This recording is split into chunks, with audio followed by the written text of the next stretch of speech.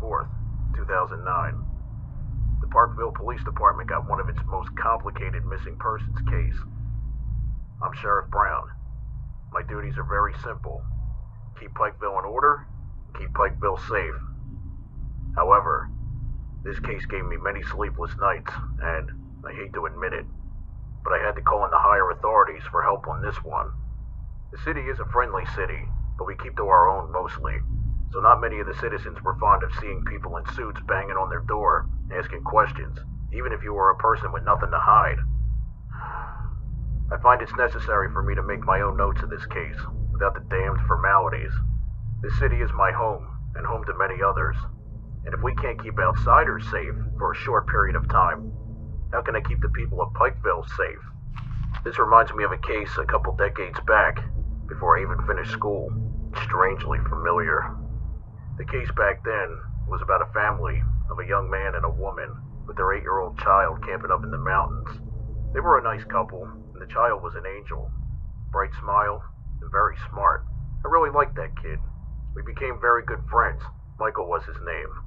However, when they set into the woods, we never saw them again. Their camper was found after a 2-day search, and everything was beaten up, ripped, and bloodied. No bodies were found. However, the blood was theirs. The story of their disappearance had sent chills throughout my body, and I had kept out of the woods ever since. Well, until I became sheriff of the town. The worst part is that they never found the guy behind it all. And now I'm sitting with this case about a brother and a younger sister planning on camping in the woods and are now gone.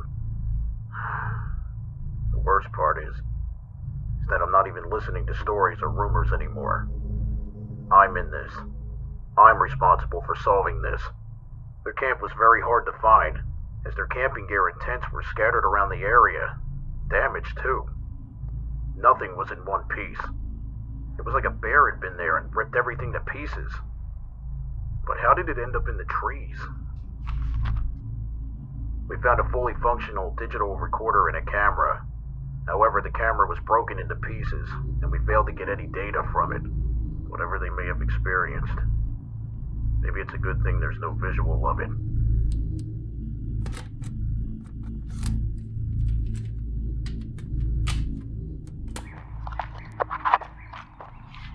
Steven, are you recording this? Yeah, this is our last trip before you go to college, Kate. I want to remember this. Really? Yeah. What? Nothing. Nothing at all. Kate, what is it?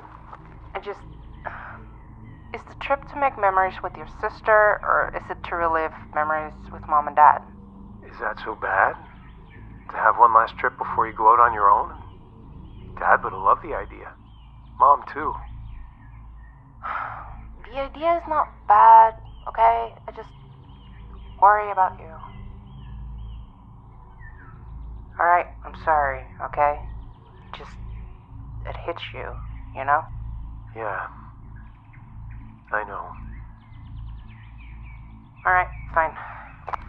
Put that thing down and make yourself useful. I am always useful. What? What's wrong, Mr. Useful? Well, I recharged this to full battery this morning, and now it's completely drained. Huh. Well, I guess you can't pester me with a camera either. That's so sad. Yeah. I guess not. Come on, stop stalling. Get your ass in gear. These tents aren't going to put themselves up.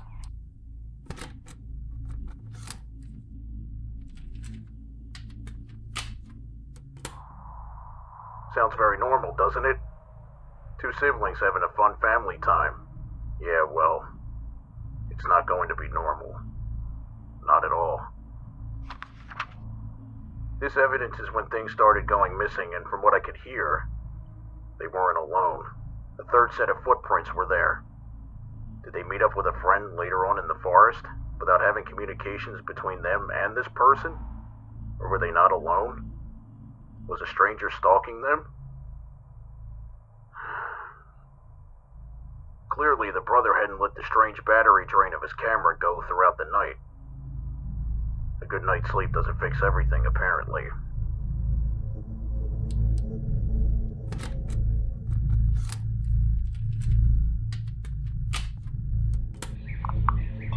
Come on.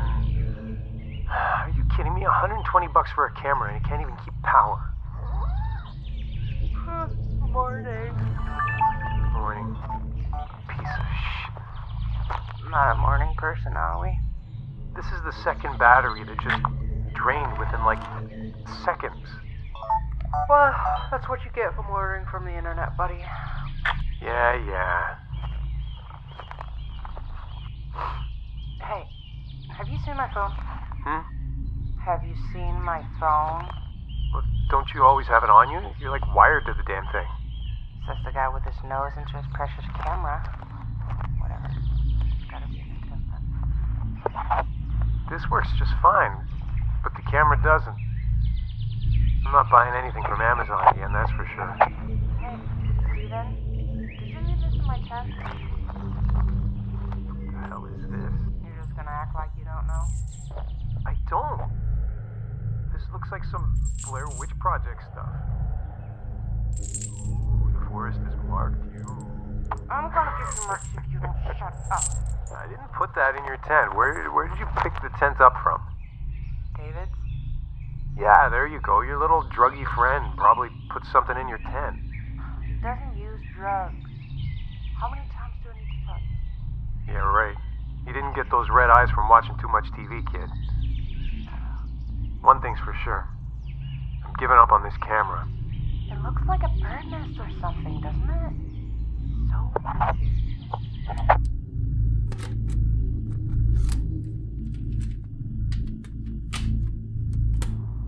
Unfortunately, this is where things started to really take a turn. A turn for the worst. Poor people.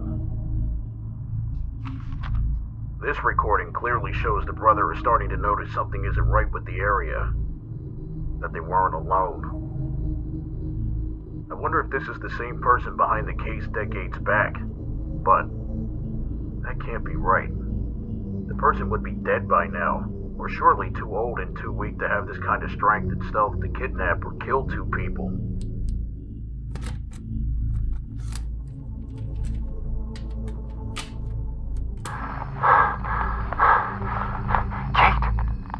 Kate! What? Shh! Tell me you heard that. Heard what? Those footsteps. You're just trying to scare me like you always do. It's not gonna work.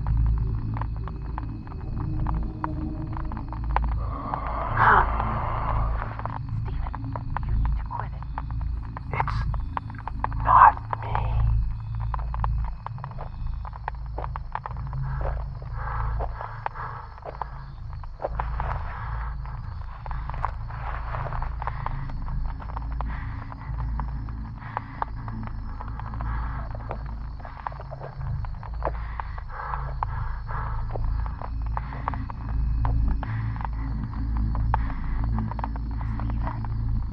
What was that? I don't know. It was probably a bear. That's not any better. Just calm down, okay? I'm coming over to you. Just hold on.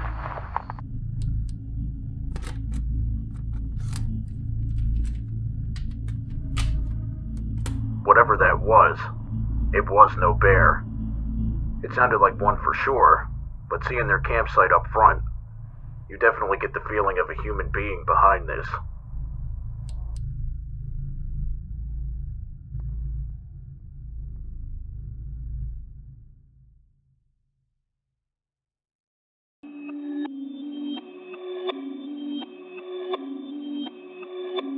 Perfect.